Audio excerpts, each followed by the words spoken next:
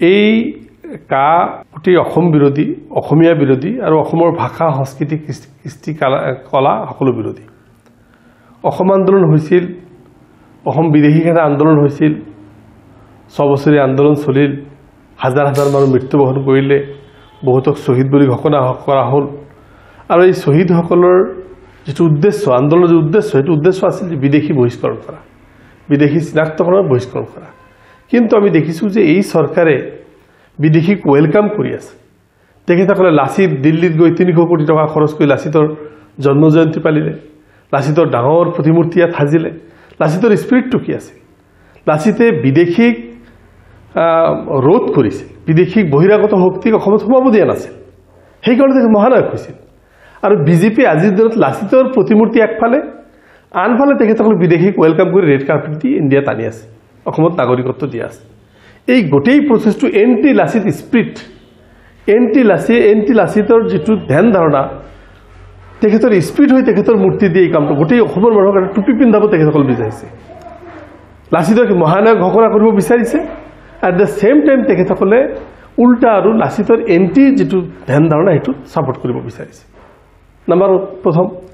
দ্বিতীয় কথাত যদি আমি আহোঁ, এটা কথা স্পষ্ট হৈ যাব যে আমি দেখিলোঁ যে এই কথাটোৰ জৰিয়তে যিটো শ্বহীদসকলৰ ত্যাগ, বিদেশী বহিষ্কৰণ যিটো ত্যাগ, শ্বহীদ হ'ল, তেখেতসকলৰ কথাটো জনাঞ্জলি দিলে, অসম চুক্তি নস্যাৎ কৰিলে, বিদেশী আইন 1956 নোহোৱা কৰিলে।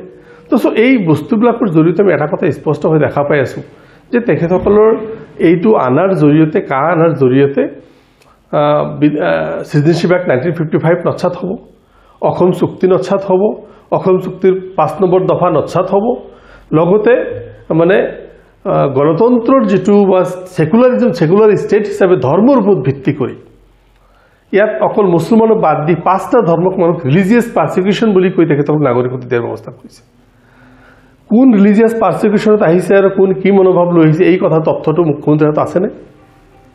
আৰু তেখেতসকলে যে ইয়াত লৈ আনিলে, ইয়াত লৈ অনাৰ ফলত যিখিনি মানুহৰ ইয়াত বসতি স্থান দিব, এইটো ভাৰতৰ সংবিধান বহিৰ্ভূত হোৱা নাইনে? এইটো আল্ট্ৰাভাইৰাছ হোৱা নাইনে? সেকুলাৰিজম এইটো মানে এইটো ভায়োলেশ্যন হোৱা নাইনে? তো আমি দেখিছোঁ যে গণতন্ত্ৰৰ তেখেতসকলে ইয়াত আহিল 14 ডিচেম্বৰ 2014 চনৰ আগত আহিছে বুলি কি প্ৰমাণ আছে? কি প্ৰমাণ দিব পাৰিব? NRCৰ জৰিয়তে যদি ক'ব বিচাৰিছে 19 লাখ মানুহৰ নাম NRCত অহা নাই, এইটো আপোনালোক সবেই জানে, গোটেই ইণ্ডিয়াই জানে। এই 19 লাখ মানুহৰ মাজত ছেগ্ৰিগেশ্যন কৰিব, যিখিনি মুছলিম সেইখিনিক বিদেশী কৰি 71 চনত পাৰিলে 51 চনলৈ লৈ যাব, আৰু বাকীখিনিক 2014 কাভাৰেজ দি তেখেতলোকক নাগৰিকত্ব দিব। সম্পূৰ্ণৰূপে ধৰ্মৰ ভিত্তি কৰি কামটো কৰি আছে, যিটো ভাৰতবৰ্ষৰ সংবিধান বিৰোধী।